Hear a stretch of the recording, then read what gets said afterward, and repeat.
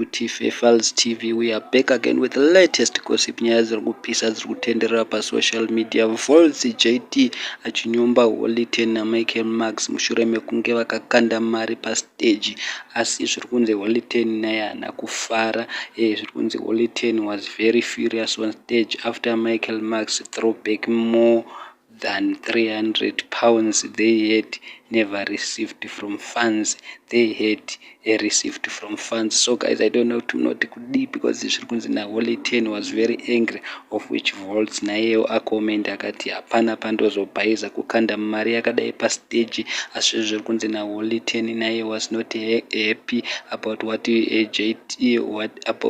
Michael Max did. Michael Max mufana wa Holy 10 akasainwa na Holy 10 ari pasamanyanga Sounds Records guys.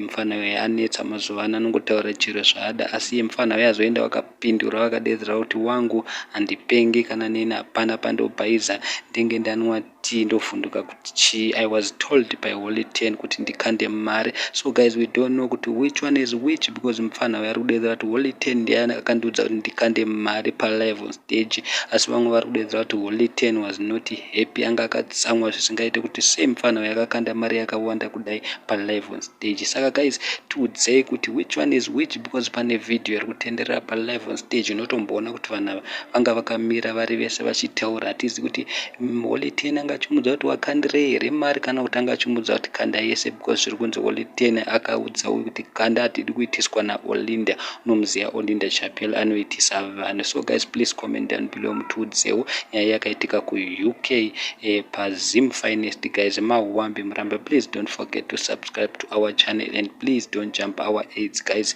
it means a lot. Thank you so much. Ndo nyaya yangatauya nayo guys. Mahwani guys kuUK tour. Volts na Holy 10 na Michael Max vakakanda mari palive on stage. Zvakashamisa vanhu because vanga vagara vaendawo kuno